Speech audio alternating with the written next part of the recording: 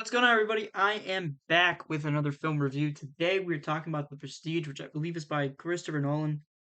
He's the director. The film stars Hugh Jackman, Christian Bale. Um, those are the two main guys. Michael Caine's in it a lot too. And it centers around two magicians who try to basically outwit each other, and it becomes very dangerous because they're magicians. Obviously, they're trying to kill each other, basically. And trying to uncover each other's secrets. It's very interesting. To start off the review, I wanted to say that it's very interesting. It's a very unique take on just stuff in general. I find I found that the movie was I've got really immersed in the world because it's so unique. Technically, it's supposed to be representative of just the normal world back in the 1890s, but I don't find myself loving period pieces all that much, and I really found myself enjoying this one a lot. Um, I think Christian Bale, Hugh Jackman, they gave off great performances. The acting in this movie is astonishing.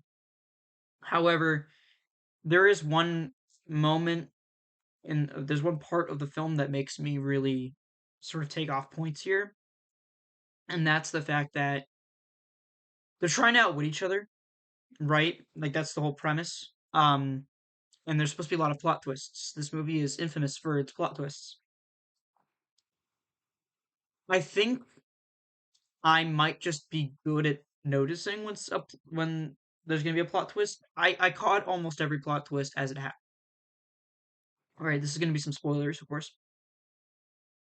The only plot twist I literally didn't see coming. I got every other plot twist. I don't remember any of the characters' names, and that's totally my bad. I literally watched it yesterday. I'm terrible with names. But Bale's character caught that he was gonna be two different people, and they were gonna live each other's lives. It was inferenced so heavily. I could tell that that was gonna happen. What else? I knew it was a duplicate array. Everyone could kind of figure that out, but it was obvious it was going to duplicate human life. Um, I knew that it would involve the death of a clone, and that Lord Cadlow, I thought it was something like that, would be Hugh Jackman's character. I knew they would both survive at the end. There's a lot of things that I knew was going to happen at least 15 minutes before I actually saw it happen. The only twist that really got me was the fact that he was going to kill him. He was going to kill himself, right? So I figured the disappearing man act, he was just going to have a bunch of duplicates of himself running around. I didn't realize that he would kill the duplicate or kill himself and keep the duplicate. I don't really know which one they do, but I find it interesting that that's what happened. I was shocked. I was shocked when he just like shot himself when he was duplicated, but I, that's the only time I really felt like there was a real twist. Like I saw the wife of Christian Bale's character killing herself. I could see that coming a mile away.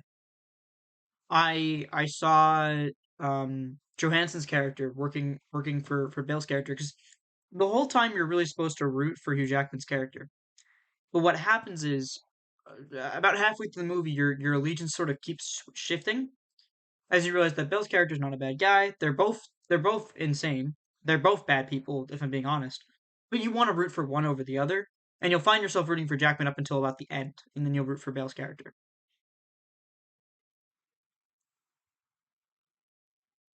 I still feel like there's stuff in this movie that it's very well done. The plot's very good. It's very sound. The plot twist being predictable doesn't make it bad. It just means that the whole point of a twist is that you're supposed to be enticed by it. I was not, in the sense that I had my mouth open during one of them, but the rest were really like predictable, and I could tell it was going to happen. Maybe not in the exact way that it happened, but I knew it was going to happen, and so I wasn't shocked when it did happen. Um, and considering that's a huge part of the movie, I felt for me it fell flat in that regard, and I would like to deduct a point and a half off of it for its plot twists. Um, still have a cough. I don't know. I think otherwise the movie is really, really well done. I don't have a lot of issues with it. I'd say maybe I'd take off another half point for the plot twist. Maybe 2 points is better. I could see this being an 8 out of 10. That's what I'm gonna give it. I'm gonna give it an 8 out of 10. I think overall, most of Nolan's pieces get around this for me. They're good. They're a little complex, but they're not perfect by any stretch of the imagination. And that's what the Prestige is as well. It's just not perfect. It's unfortunate, but that's the way the cookie crumbles here.